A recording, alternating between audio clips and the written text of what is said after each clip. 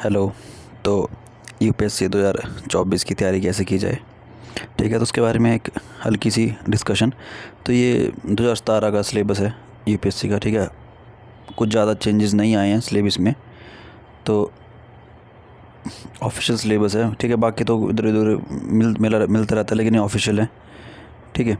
तो इसमें एलिजिबिलिटी वगैरह दी हुई है कि क्या एलिजिबिलिटी चाहिए और क्या कैसे करना है। तो कैसे अप्रोच किया जाए नेक्स्ट ईयर यूपीएससी प्रीलिम्स को 2024 में, जिनका हुआ है, जिनका नहीं हुआ है इस बार, ठीक है, और जिन्होंने नेक्स्ट टाइम देना है, ठीक है। तो अभी देखो, नेक्स्ट पूरे 12 महीने हैं, ठीक है। अगर आप यहाँ पे देखें तो ये जो है प्लान आ गया प्रीलिमिनरी एग्जामिनेशन का, ठीक है। तो ये civil service objective type question होता है, ठीक है। पैटर्न बताया कैसा है, और जो हमको पता है कि 400 नंबर का होता है, ठीक है। और उसमें से सेकंड पेपर क्वालिफाइंग होता है, 66 मार्क्स लाने होते हैं 200 में से, ठीक है। और फर्स्ट पेपर जो है वो कट ऑफ बेसिस पे आता है, ठीक है। तो ये बेसिक बताया हुआ है। फिर उसके बाद सेक्शन 2 बताया हुआ है प्रीलिमिनरी एग्जामिनेशन, ठीक है। और मेन एग्जामिनेशन में पेपर ए होता है, ठीक है। कोई भी इंडियन लैंग्वेज होती है उसको आप सिलेक्ट कर सकते हो। और पेपर बी हो गया, इंग्लिश का कंपलसरी होता है वो। उसका पेपर 1 ऐसे, paper 2 general studies 1, general studies 2, 3, 4, फिर ऑप्शनल सब्जेक्ट 1, 2, ठीक है। पर्सनालिटी टेस्ट, और उसके बाद ग्रैंड टोटल 2025 मार्क्स, ठीक है। तो अभी इस वीडियो को बनाने का सिर्फ मेरा मेन मोटिव ये है कि आप लोगों को जो है एक गाइडेंस दी जाए, एक प्रकार की, ठीक है, गाइडेंस सिर्फ इस वीडियो में, कि कैसे आप लोग खुद को अपना ब्रेन यूज़ करके, ठीक है, अपने आप से जो है प्लानिंग करें। देखो, मैं आपको बताता हूँ कि सबसे ज़्यादा फोकस करने वाले सब्जेक्ट्स कौन से हैं अभी के लिए। आपको सबसे ज़्यादा किन सब्जेक्ट्स के ऊपर फोकस करना है, ठीक है। अभी आप करंट अफेयर पे फोकस ना करें, ठीक है। आपको लोग बोलेंगे कि करंट अफेयर पढ़ लो, न्यूज़पेपर पढ़ो, ठीक है। जैसे बताया जाता है न्यूज़पेपर पढ़ो, कंपाइलेशन पढ़ो, लेकिन सिर्फ एक बार रीडिंग मारो और छोड़ दो, दिमाग पे लोड मत लो, ठीक है। और डेली बेसिस पे पढ़ो। डेली बेसिस पे नहीं होता है तो, ठीक है, एक टाइम डिसाइड करो कि मैं वीकली बेसिस पे तो पढ़ूंगा ही पढ़ूंगा, सैटरडे नाइट को या संडे नाइट को, ठीक है। या सैटरडे नाइट को बैठ के 8 बजे, 8 से 12, 1 बजे तक में, ठीक है। जो रात को पढ़ते हैं वो, या जो दिन में पढ़ते हैं सुबह 5 बजे उठ के, वो आप अपने हिसाब से डिसाइड कर लीजिए, ठीक है। तो अभी करंट अफेयर्स को हमने ज़्यादा स्ट्रेस नहीं लेना है, सिर्फ पढ़ना है कि क्या चल रहा है, ठीक है। और मेन फोकस हमारा कहाँ पे होना चाहिए? हमारा मेन फोकस होना चाहिए GS1, GS2 और GS3, इनके स्टैटिक टॉपिक्स पे, ठीक है। अब आप एक चीज़ ये कर सकते हैं, या तो आप GS1 का जैसे मान लो हिस्ट्री है, GS2 में मान लो पॉलिटी है, GS3 में जैसे इकॉनमी है, इंडियन इकॉनमी है, ठीक है।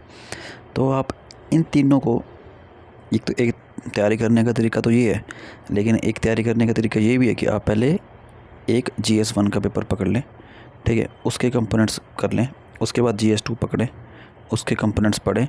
लेकिन जब GS2 पढ़ रहे हो तो साथ में GS1 भी रिवाइज़ करें बीच में, और जब GS2 ख़त्म हो जाए तो उसके बाद GS3 शुरू करें, और उसके बाद जब GS3 शुरू करें तो GS1 और 2 भी साथ में हल्का हल्का रिवाइज़ करते रहें। एक तो मेथड ये है, ठीक है। एक मेथड ये कि साइमल्टेनियसली GS1 to 3 पढ़ें। Let me tell you one thing, if you want to clear UPSC civil services examination next year, जिन जिन लोगों का इस बार प्रीलिम्स क्लियर नहीं हुआ है, और जो next year first time paper देने की सोच रहे हैं, उनको मैं यही बोलूँगा कि आप लोग सबसे पहले अपना ऑप्शनल पेपर सब स्ट्रॉन्ग कर लें। देखो, अभी जुलाई मिड चल रहा है, ठीक है। जून मिड चल रहा है, तो जुलाई, अगस्त, सितंबर, ठीक है। ये 3.5 महीने जो है, आप जो है सितंबर या अक्टूबर एंड तक आप अपना ऑप्शनल जो है कंप्लीट कर लें। और कंप्लीट करने से मतलब ये नहीं कि एक बार रीडिंग मान ली, कंप्लीट करने से मतलब ये है कि पढ़ भी रहे हैं और साथ में जो नोट्स होते हैं, जो अंडरस्टैंडिंग कर रहे हैं, जो आप टेस्ट देते हो, जो PYQs सॉल्व करते हो, ठीक है। पढ़ना कैसे है ऑप्शनल जो है, सबसे पहले पिछले 2013 से लेकर के अभी तक के जितने भी मेंस पेपर होंगे, जो इस साल भी मेंस का होगा, ऑप्शनल का पेपर, जो भी आपका ऑप्शनल है, ठीक है, उनको जो है प्रिंट कर लो। फ़ोन में मत रखो भाई PDF फॉर्म में, क्योंकि आपको बार बार फ़ोन खोलना पड़ेगा। फ़ोन खोलोगे कोई नोटिफिकेशन आएगी कि व्हाट्सएप मैसेज आया, ठीक है, या फ़ोन पे मत खोलो, लैपटॉप पे खोल सकते हो, ठीक है। पर पेज में पेज में प्रिंट करके एक फ़ायदा पता क्या होता है कि आपको ना क्वांटिटी का पता लग जाता है। फॉर एग्ज़ाम्पल, अब जैसे मान लो कि कोई इंस्टीट्यूट है, उसने मंथली करंट अफेयर की 200 पेजेस की कंपाइलेशन निकाली, ठीक है। अब जब आप वो प्रिंट करोगे 5 महीने की, तो वो 1000 पेज का बंडल इकट्ठा हो जाएगा, जितने 2 रीम होते हैं, ठीक है। एक रीम में A4 शीट्स के 500 शीट्स होती हैं, ठीक है। तो ऑन एन एवरेज है वो, अगर आपने 5 मंथ की करी तो 5 to 10, ठीक है, 2 रीम के बराबर मोटा हो जाएगा। तो आप कैसे उसको रिवाइज़ करोगे, ठीक है। मेन ये नहीं है कि आप कितना पढ़ रहे हो, मेन ये है कि आप कितना रिवाइज़ कर रहे हो, ठीक है। तो मेरी बात समझो। देखो, अगर आप ऑप्शनल सब्जेक्ट खुद से तैयारी कर सकते हो, ठीक है, नहीं तो किसी ऐसे टीचर से लो, ठीक है, जो कि पॉइंट टू पॉइंट पढ़ाए, ठीक है। कई टीचर्स को आदत होती है बीच में गप्पे मारने की, इधर उधर की बातें, ठीक है, ठीक है। कई स्टूडेंट्स को हो सकता है उनसे ट्यूनिंग हो, मैं ये नहीं बोलता वो टीचर्स ख़राब हैं, उनसे ट्यूनिंग हो, ठीक है। हर बंदे का जो है अपना अपना ट्यूनिंग होती है। तो आपकी जिस टीचर से ट्यूनिंग बनती है, ठीक है, मेरे हिसाब से अगर आप ऑप्शनल की कोचिंग लेना चाहें तो ले सकते हैं, ठीक है, पर लें अच्छी जगह से, ठीक है, जहाँ पे जिन्होंने रिज़ल्ट निकाल रहे हो। किसी ऐसे बंदे से ना लें जो क्या बोलते हैं, जिसने रिज़ल्ट ना निकाला हो, मतलब मैं ओल्ड टीचर्स की बात कर रहा हूँ, ठीक है। और मैक्सिमम आपको रिज़ल्ट वाले टीचर मिल जाएंगे। और दूसरी बात, जो पहले के कैंडिडेट्स होते हैं जिनका पेपर नहीं निकला होता है, ठीक है, या जो PT इंटरव्यू तक जाते हैं, या जिन्होंने काफ़ी बार मेंस लिखा होता है, आप उनकी भी हेल्प ले सकते हैं। उनका भी नॉलेज लेवल काफ़ी अच्छा होता है, ठीक है। पर मेरे हिसाब से अभी सबसे पहले जो आप जो ऑप्शनल पे, ठीक है, ध्यान दें। और मैं ये भी बताऊंगा अगर आप फुल टाइम तैयारी कर रहे हैं तो कैसे करनी है, और जॉब के साथ करें तो भी कैसे करनी है। अगर आप फुल टाइम तैयारी कर रहे हैं तो सबसे पहले फुल टाइम तैयारी करने वालों के लिए मैं ये बोलूँगा कि देखो, दिन में होते हैं 24 घंटे, ठीक है। अब चाहे आप रात को पढ़ो चाहे दिन में पढ़ो, बात तो एक ही है, ठीक है। चाहे आप रात को 9 से लेकर सुबह के 5 बजे तक पढ़ लो, चाहे आप दिन में 9 बजे से लेकर 5 बजे तक पढ़ लो, बात तो एक ही आ गई, ठीक है। 7 घंटे, वही 7 घंटे 8 घंटे बनेंगे, ठीक है। तो कोई टाइम तो देखो सभी के लिए बराबर है, चाहे आप रात में पढ़ो चाहे दिन में पढ़ो, ठीक है। तो अब आपको अपना कंफर्टेबल लेवल देखना कि आपको किस में ज़्यादा ईज़ी होता है, किस में ज़्यादा ईज़ी फील होता है पढ़ना जो है, ठीक है। और दिन में 24 घंटे होते हैं, 24 में से 8 घंटे मान लो आप सो लिए, ठीक है, 16 घंटे बचे। अब फुल टाइम प्रिपरेशन की बात कर रहा हूँ मैं। अब 16 में से आप जो है 2 घंटे निकाल दो खाना पीना, चाय पीना, बाथरूम वगैरह, ठीक है, 14 घंटे बचे। अब मैं आपको एक बात बताता हूँ, 14 घंटे बचे ना। अब 14 घंटे में से आप जो है 7 घंटे पढ़ सकते हो इफ़ेक्टिवली। कैसे?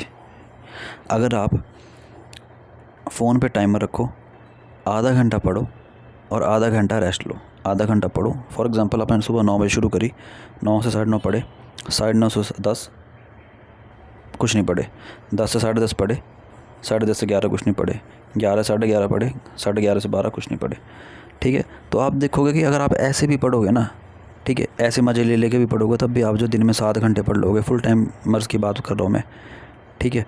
तो टाइम जो है, और ये इनके लिए, और ये जो मेथड मैन था ये उन कैंडिडेट्स के लिए जिनके लिए मतलब कि स्टार्ट करना मुश्किल होता है, जिनको हैबिट नहीं होती कई बार, ठीक है, या कईयों का बैकग्राउंड नहीं होता है, तो वो कई बार बोर फील होते हैं, ठीक है। तो आप स्टार्टिंग में ऐसा कर सकते हो, ठीक है। फिर आप धीरे धीरे टाइम को जो बढ़ा सकते हो अपने, और जैसे जैसे टाइम बढ़ेगा, ठीक है, तो आप उसको 2 घंटे 3 घंटे एट अ स्ट्रेच, ठीक है, ऐसे होता है। तो जब आप पेपर होगा, पेपर से 15 दिन पहले 20 दिन पहले आप देखोगे कि आप 15-15 घंटे आप एट अ स्ट्रेच बैठ पा रहे हो, ठीक है। 15 घंटे 1 साल या 10 घंटे लगातार 1 साल बैठना at a stretch is a very tough task, ठीक है।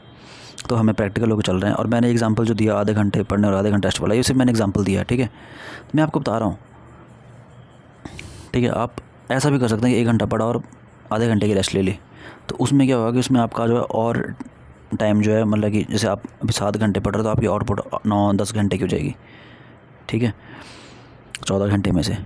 तो अब कॉल आपने ले ली है कि आपने क्या करना है, और फ़ोन तो मेरे हिसाब से छोड़ दो। अगर सिर्फ जो भी है न्यूज़पेपर लगाओ, ठीक है, उसको पढ़ो और उसके इम्पोर्टेंट पॉइंट्स नोट करो जो भी आपको लगते हैं, लेकिन अभी नहीं, ठीक है। ये अभी नहीं किन के लिए बोल रहा हूँ मैं, जो कि फ़र्स्ट टाइम अपीयर होंगे नेक्स्ट ईयर, ठीक है। लेकिन जो तैयारी कर रहे हैं वो वैसे करते रहें जैसे कर रहे हैं, नोट्स प्रिपेयर कर रहे हैं, ठीक है, ये कंपाइलेशन से पढ़ रहे हैं। और सबसे बेसिकली अभी तो ऑप्शनल पे ध्यान दें अपने।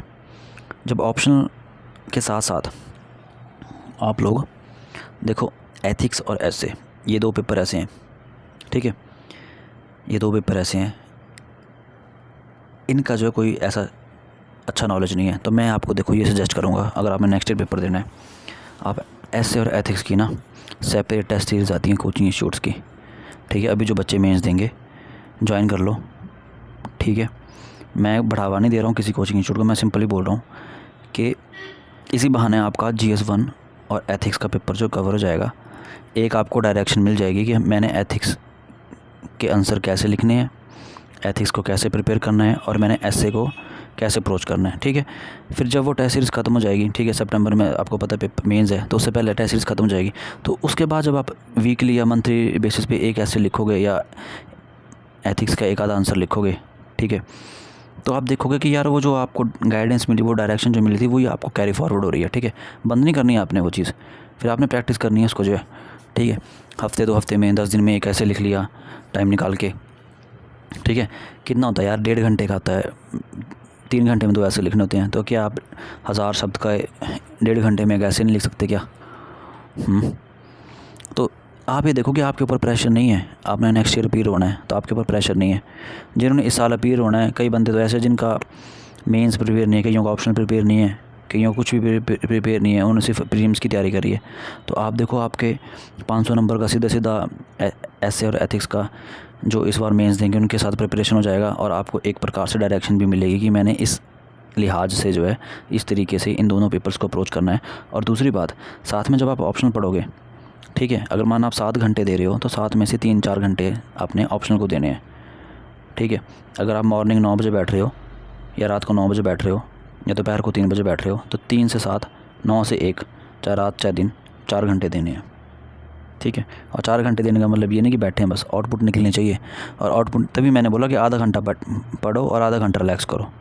मेन मतलब है हमें आउटपुट निकालने से। आधा घंटा मैं बैठा हूँ पढ़ने या बैठी हूँ पढ़ने, तो आधे घंटे में मेरी आउटपुट निकल रही है जी, आधे घंटे वाली, ठीक है। फिर मेरे दिमाग में वो रैंडम थॉट्स नहीं आ रहे, ठीक है। तो आप ये देखोगे कि ऑप्शनल जब और अक्टूबर तक आपका, ठीक है, सितंबर अक्टूबर के एंड तक आपका जो है ऑप्शनल और GS1 मतलब एसे और एथिक्स का पेपर मेंस का नेक्स्ट ईयर के लिए 1000 नंबर का पेपर आपका प्रिपेयर होगा। अब आपका बचा 750 नंबर का मेंस का, ठीक है, और प्रीलिम्स। और मेंस और प्रीलिम्स दोनों ओवरलैप है, ठीक है। And let me tell you one thing, do not join more than 1 test series. और किसी भी कोचिंग इंस्टीट्यूट की टेस्ट सीरीज़ के पीछे मत भागो कि मैं 3-4 कोचिंग इंस्टीट्यूट के डाउनलोड कर लूँ, ठीक है। टेस्ट सीरीज़ का फ़ायदा ये होता है कि आपको आपकी वीकनेस पता लगती है। फॉर एग्ज़ाम्पल, आपने फंडामेंटल राइट्स पढ़े, आपने आर्टिकल नंबर 14 पढ़ा, ठीक है। अब आर्टिकल नंबर 14 पे क्वेश्चन आ गया, अब इसका ये किया तो आप कर लोगे या तो आप नहीं करोगे। अगर आप कर लिए सॉल्व तो आपका वो जो टॉपिक है वो पक्का हो गया है, ठीक है। सिमिलरली अगर मान लो आर्टिकल 21A पे क्वेश्चन आ गया राइट टू एजुकेशन के ऊपर, ठीक है, या आर्टिकल 21 राइट टू लाइफ पे आ गया, ठीक है, और मान लो आप नहीं कर पाए आंसर, फॉर सपोजिटली आप नहीं कर पाए आंसर, तो इसका मतलब क्या है कि वो जो पोर्शन है आपका वीक है। या फिर हम यूँ भी बोल सकते हैं कि आपको फंडामेंटल राइट से आप क्वेश्चन कर पा रहे हो अटैम्प्ट, लेकिन आप DPSP में से क्वेश्चन आ रहा तो नहीं कर पा रहे, आप कंफ्यूज जा रहे हो कि गांधीयन प्रिंसिपल कौन से हैं, लिबरल इंटेलेक्चुअल कौन से हैं, ठीक है, सोशलिस्ट प्रिंसिपल कौन से हैं DPSP में, ठीक है। तो ये चीज़ जो है, जब आप साथ के साथ पॉलिटी और हिस्ट्री और इकोनॉमी, ठीक है। अगर आप इस बार का भी एनवायरनमेंट का पेपर यूपीएससी का पेपर देखेंगे सिविल सर्विस का, तो लगभग 20 क्वेश्चन आए एनवायरनमेंट के, ठीक है। और सारे के सारे करंट अफेयर बेस्ड हैं और कंसेप्ट बेस्ड हैं, ठीक है। तो देखो, एनवायरनमेंट के लिए ना कोई बहुत बड़ी किताब पढ़ने की ज़रूरत नहीं है, ठीक है। टॉपर के नोट्स मिल जाते हैं किसी भी के भी, गूगल पर सर्च मारोगे टॉपर एनवायरनमेंट नोट्स डाल दो, किसी भी अच्छे टॉपर के नोट्स उठा लो, 3-4 के पढ़ो, ठीक है। पहले 1-2 पेज पढ़ो टॉपर्स के, जो है आपको लग रहा है कि यार मेरे को इस टॉपर का समझ में आ रहा है, उसके रख लो, बाकी 3 के डिलीट कर दो। जिसका आप रखोगे उसके प्रिंट आउट निकाल लो, ठीक है। 80 पेज हैं, 100 पेज का प्रिंट आउट है, 100 पेज का प्रिंट आउट करो और अपने पास रखो, क्योंकि क्वांटिफिकेशन हो जाती है। जब आप पेज पे प्रिंट करेंगे तो आपको क्वांटिफिकेशन होगी, ठीक है। आपको पता लगेगा कि आपने कितना जो है माल जो इकट्ठा कर लिया है। जो मैंने स्टार्टिंग में वीडियो के स्टार्टिंग में करंट अफेयर वाला एग्जांपल दिया था ना कि 200 पन्नों की करंट अफेयर है, ठीक है। तो अगर जब आप ये सोचो कि आप एग्जामिनेशन से 2 महीने पहले कैसे करोगे उनको, आप पढ़ तो लोगे 1000 पन्नों के 10 दिन लगा के पढ़ तो लोगे, पर आप याद कैसे रखोगे इन चीज़ों को वो। और आपको पता है सीधा साधा क्वेश्चन तो पूछते नहीं, वो घुमा के पूछेंगे, ठीक है। तो घुमा के जब क्वेश्चन पूछा जाता है तो उसमें रिवीजन के ऊपर ज़्यादा फोकस किया जाता है, ठीक है। तो मेरी मानो, ठीक है, अगर ऑप्शनल में आप कंफर्टेबल नहीं हो, अगर आपने कोचिंग नहीं ली है, ठीक है, तो आप कंफर्टेबल नहीं हो तो आप ले लो। और अगर आप कंफर्टेबल हो तो कोई बात नहीं, लोग बिना कोचिंग के भी PYQs का सहारा लेकर के करते हैं, ठीक है। लेकिन कोचिंग लेकर के ये हो जाता है कि क्योंकि हम लोग जो हैं मतलब कन्वेंशनली स्कूल टाइम से हम लोग जो हैं ट्रेंड हैं किस बात को लेकर के ट्रेंड है कि स्कूल सिस्टम को, ठीक है, कि एक डिसिप्लिन क्रिएट होता है, बाकी कुछ नहीं है, ठीक है। बाकी तो जिसने करना है वो करेगा, जिसने नहीं करना है वो नहीं करेगा, ठीक है। तो मेरे विचार में अभी आप लोग, ठीक है, एसे और एथिक्स इसकी टेस्ट सीरीज़ लगवा लें, ठीक है, और आंसर्स लिखें किसी भी एक अच्छे कोचिंग इंस्टीट्यूट की, ऑनलाइन लिखें, ठीक है, प्रिंट करके उनको अपलोड कर दें, वो चेक करके बताएंगे आपको कि आप ऐसे अप्रोच करो, ठीक है। जैसे भी आप ये गलती कर रहे हो, स्पेलिंग मिस्टेक हो रही है या कुछ भी हो रहा है, या आप ये भी लिख सकते थे, ठीक है। क्योंकि देखो टॉपर्स की आंसर शीट तो पढ़ी हैं, लेकिन अगर आप उनको पढ़ने जाओगे तो हर बंदे का ना नॉलेज अपना होता है। तो जब आप खुद लिखने बैठोगे तो आप अपना नॉलेज लगाओगे। हो सकता है आपको पहले एक ऐसे लिखने में 3 घंटे लग जाए, कोई बात नहीं, क्या हो गया, लिखो अपलोड करो। सिर्फ 2 ही सब्जेक्ट्स को बोल रहा हूँ मैं, एसे और एथिक्स, और तो मैं कुछ बोल ही नहीं रहा। 500 नंबर यहाँ हो गए, 500 नंबर आप ऑप्शनल की तैयारी करो नेक्स्ट ईयर के लिए, ठीक है। अक्टूबर एंड नवंबर एंड तक भी चलोगे, चला गया, दिसंबर एंड तक भी चला गया, चलो, फिर भी उसके बाद 5 महीने हैं आपके पास। और ऐसा तो है नहीं कि आपने पूरा टाइम सिर्फ ऑप्शनल पढ़ना है। मैं सिर्फ 4 घंटे बोल रहा हूँ। अगर आप 7 या 8 घंटे पढ़ रहे हो तो उसमें से आधा टाइम, ठीक है, 50-60% टाइम ऑप्शनल को दो, ठीक है, और बाकी टाइम आप उसको दो, GS को दो, और एसे और एथिक्स की लगाओ। क्योंकि डायरेक्शन मिलेगी, टू बी ऑनेस्ट, ठीक है। कि अच्छे इंस्टीट्यूट से लगाओ जहाँ पे जेन्युइनली टीचर्स की कॉपीज़ चेक होती हैं, टीचर्स कॉपीज़ चेक करते हैं, सॉरी, ठीक है। जहाँ पे टीचर्स जो हैं स्टूडेंट्स की कॉपीज़ चेक करते हैं, वहाँ जेन्युइनली लगाओ। और आपने अगर कोई कोचिंग इंस्टीट्यूट ज्वाइन किया हुआ है, कोई बात नहीं है, करना है कर लो, ठीक है, वो आपके ऊपर है।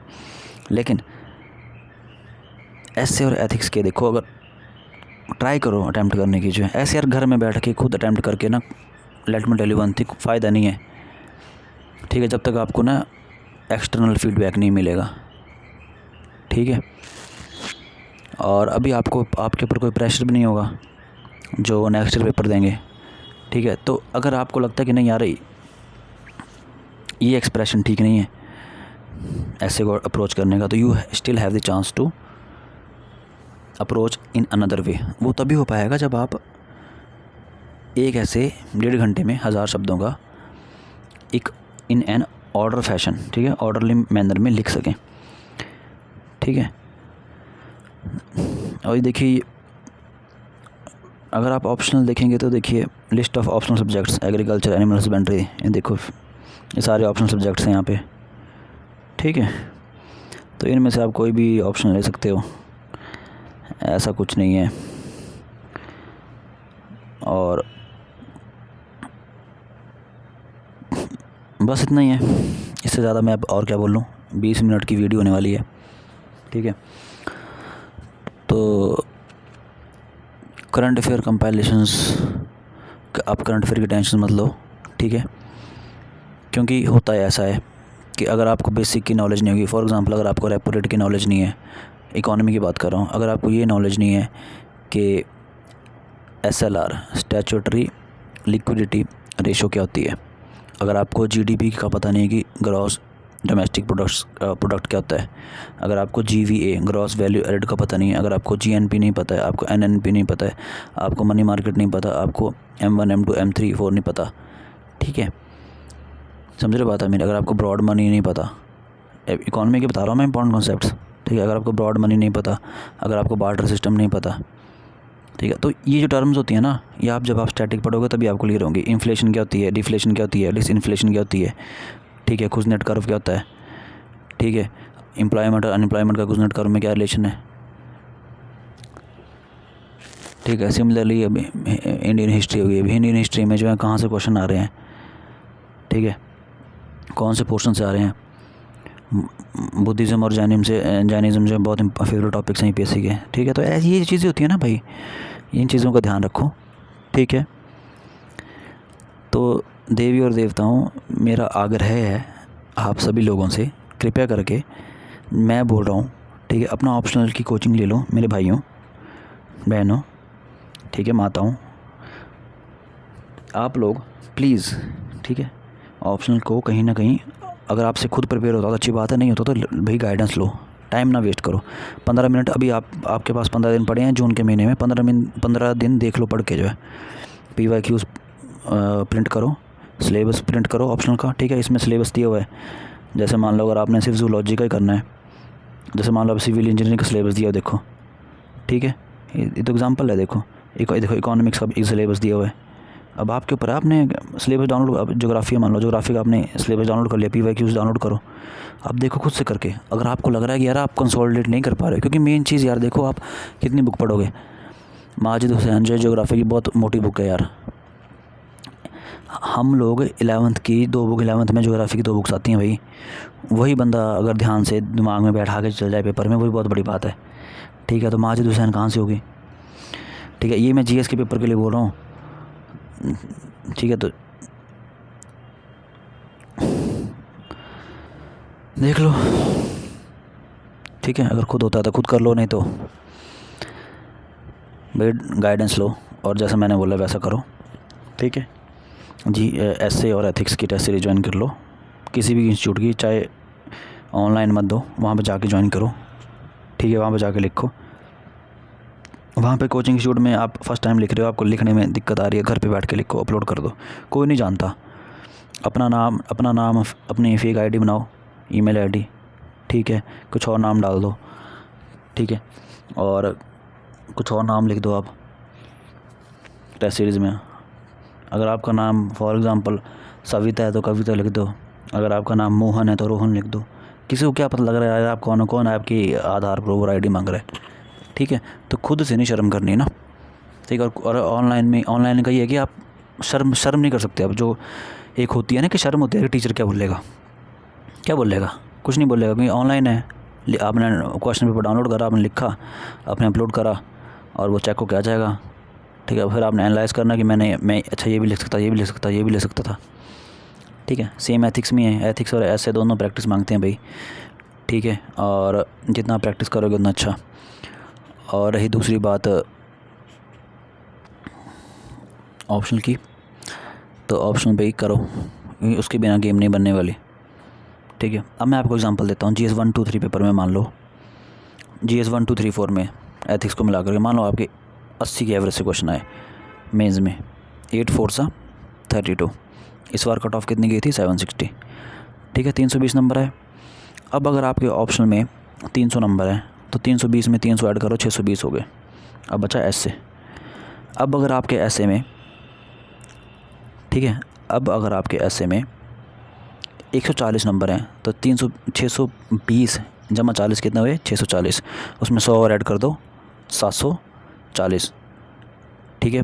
160 नंबर ऐसे में आए तो कितने हुए 760, तो आपकी मेंस में कट ऑफ क्लियर हो रही है। अगर आपके एसए में 160 मार्क्स आ रहे हैं और ऑप्शनल में 300 नंबर आ रहे हैं, ठीक है, तो 460 नंबर आपके जो है इन 3 पेपरों में आ रहे हैं, ठीक है। पेपर 1 एसए का और ऑप्शनल के 2 पेपर, ठीक है। तो इन 3 पेपरों में अगर आपके जो है 460 नंबर आ रहे हैं, 300 जमा 160, 460, और बाकी 4 पेपर में आपके एवरेज 80 के हिसाब से आ रहा है, तभी आप कट ऑफ क्लियर कर रहे हो, ठीक है। तो हमने यहाँ पे सिर्फ कट ऑफ नहीं क्लियर करनी है, हमने यहाँ पे GS 1 2 3 4 भी कर, तभी मैं बोल रहा हूँ कि भी एसए और एथिक्स को आप देखो। एसए और एथिक्स ऐसे पेपर है ना, अगर आपको कंफर्टेबल लेवल नहीं हो रहा है, मैं आपको एक ईजी वे बताता हूँ, ठीक है। ऑनलाइन जाओ, प्रीवियस ईयर टॉपर्स की जो है एसए और एथिक्स की 2 या 3 कॉपीज़ प्रिंट कर लो, प्रिंट ना करो PDF में रख लो, कितनी प्रिंट करोगे, और उन्हें लैपटॉप में पढ़ो, फ़ोन में मत पढ़ना, क्योंकि फ़ोन में नोटिफिकेशन आती हैं, ठीक है। अगर लैपटॉप नहीं है, फ़ोन ही है, तो प्रिंट करा लो भाई, फिर एक ही करा लो किसी भी टॉपर की जो है, ठीक है, एथिक्स और एसए की जो है, ठीक है। और देखो कि वो कैसे अप्रोच कर रहा है, फिर कॉपी करने की कोशिश करो उसके आंसर्स को, जो अच्छा मैं ये भी लिख सकता हूँ, अपना नॉलेज अप्लाई करो। आपने आज तक कुछ ना कुछ तो नॉलेज अर्जित किया होगा, कुछ ना कुछ नॉलेज गेन किया होगा, ठीक है।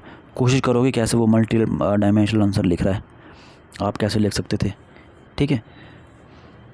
पर ज्वाइन करो, मेरी बात मानो, ठीक है। और स्टैटिक जो अपना पोर्शन है प्रीलिम्स के लिए और मेंस के लिए GS 1 2 3 का, ठीक है, पहले उसको ख़त्म करो, अक्टूबर तक पहले उसको ख़त्म करो।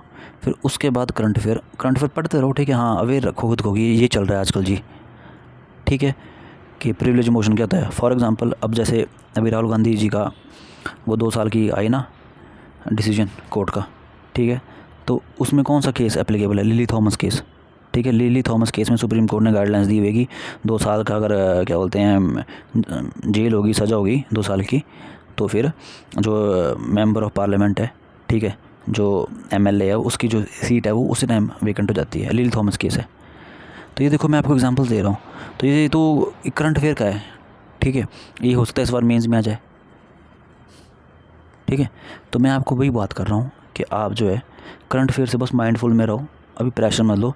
स्टैटिक जब आपका अच्छा हो जाएगा ना, तो रेपो रेट, GDP, ठीक है, फिर जैसे लिली थॉमस केस बोला मैंने, आर्टिकल 12, आर्टिकल 45, ठीक है, article 105, 194, 74, article 74, article 352, 356, 360, article 13, article 224, ठीक है, article 124, article 226, article 32, article 13, article 19, article 19 clause 1A B C, article 19 clause 2, article 21A, article 22, ठीक है।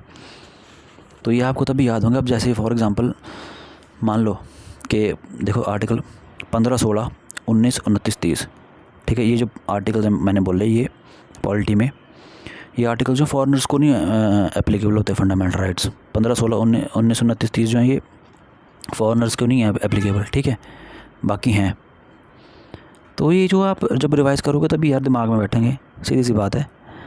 और अभी जो है स्टैटिक पे ध्यान दो, करंट अफेयर पे मत ध्यान दो अभी अक्टूबर तक। ध्यान देने का मतलब ये नहीं कि छोड़ दो, ध्यान देना, बस माइंडफुल रहो, ठीक है। और जब आपकी चीज़ें पक्की हो जाएंगी ना, आप अक्टूबर नवंबर एंड तक, जब आप ऑप्शनल भी आपका कंप्लीट हो जाएगा, और अक्टूबर एंड तक मैं बोल रहा हूँ कि आपका एक बार हो गया, और सितंबर एंड तक, वैसे मैंने सितंबर एंड तक बोला हुआ है, लेकिन अक्टूबर नवंबर एंड तक बोलने का मतलब है कि आपके पास नोट्स भी प्रिपेयर्ड हो, ठीक है। एटलीस्ट PYQs जो पहले क्वेश्चन पूछे जा चुके हैं उनके नोट्स प्रिपेयर्ड हो आपके पास, हैंडमेड टॉपिक से सिलेक्ट किए हुए, ठीक है।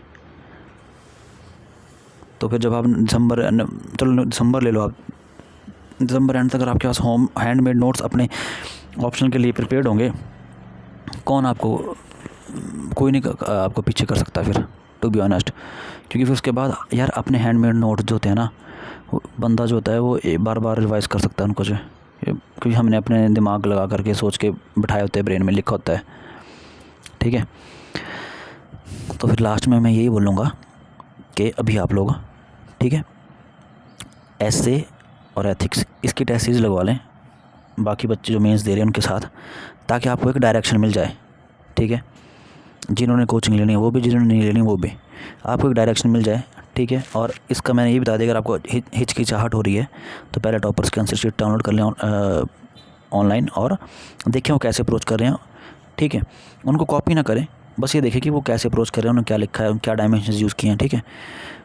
और अपना जो लिखें। और ऑनलाइन इसलिए बोल रहा हूँ कि शर्म भी होती है कई बार, जो पहली बार लिखेगा यार वो सोचेगा मैंने पता नहीं क्या लिख दूंगा मैं।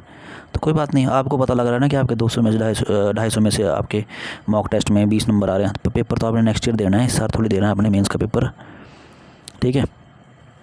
सिमिलरली एथिक्स के लिए और ऑप्शनल भी प्रिपेयर करें, 1000 नंबर आपका कहीं नहीं गया। अब आप ये सोचो कि आपकी GS 1 to 3 में 80 के एवरेज से नंबर आए, 8 3 या 24, ठीक है, 240 नंबर हो गए, 250 मान लो चलो, ठीक है। अब आपके ऑप्शनल में 300 नंबर, 250 जमा 300 कितने हुए, 300 400 500 550 नंबर हो गए, ठीक है, 550 नंबर। अब मान लो कि ऐसे पेपर टफ आ गया आपके, उसमें 130 नंबर आए, तो 580 680 नंबर हो गए।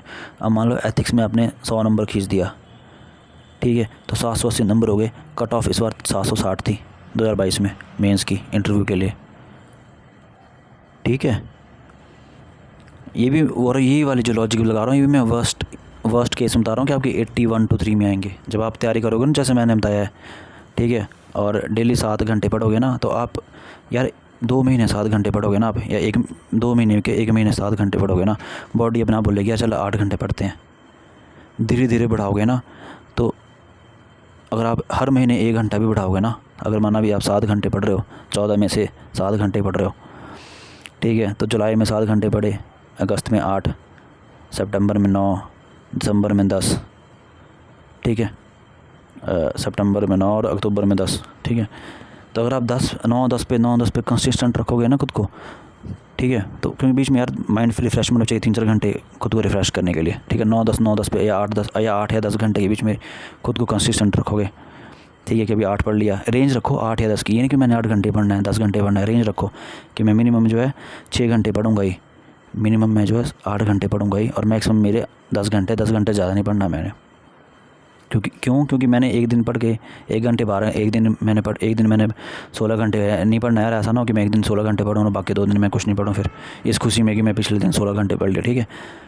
माइंड को, या फिर कई बार हमारा माइंड थक भी जाता है कि यार बहुत ज़्यादा हो रहा है, ठीक है, कई बार हैबिट नहीं होती ज़्यादा पढ़ने की, ठीक है। और प्रीलिम्स का पेपर जो है एनालाइज़ करो पिछले 2-3 सालों का कि किस लेवल का पेपर आ रहा है, ठीक है। और जिस हिसाब से सवाल पेपर आया ना कि which of the following is correct, 1 statement correct, 2 statement is correct, 3 statement is correct, examiner चाहता है कि आप लोग जो है रिवाइज़ करके आएँ पेपर, ठीक है। तो रिवाइज़ तभी होगा भाई जब आप रिसोर्सेज लिमिटेड रखेंगे, ठीक है। तो ऑनलाइन रिसोर्सेज कम और ऑफलाइन ज़्यादा, मतलब कि प्रिंटेड मटेरियल ज़्यादा। जब आप देखोगे ना यार कि एक मेरे पास इतने सारे मटेरियल प्रिंटेड जो है, ठीक है, एक बिल्डिंग खड़ी हुई है, उसको रखो ना, प्रिंटेड मटेरियल को रखो, एक के ऊपर एक रखो, बिल्डिंग बनाओ उसकी। जब आप देखोगे यार कि यार ये तो 5 A4 शीट्स के रीम के बराबर बिल्डिंग खड़ी होगी है, मैं कैसे रिवाइज़ करूँगा इसको। उस टाइम पे जो आप अपने जो है रिसोर्सेज कट करोगे कि नहीं यार मैंने रिसोर्सेज कट करने हैं, मैंने एक ही बुक से पढ़ना है। नहीं तो फिर क्या होता है कि हम लोग PDF स्टोर करते रहते हैं और वो हमें दिखता नहीं है, फिज़िकली नहीं दिखता हमें, ठीक है, वर्चुअली होता है, हमें फिजिकल नहीं दिखता कि हमने वो 5 A4 शीट्स के रीम के बराबर बिल्डिंग इकट्ठी स्टोर कर रखी है अपने फ़ोन में या लैपटॉप में, और वो चीज़ जो हमें डिरेल करती है फिर, ठीक है। तो अभी जो है ये करें। Thank you.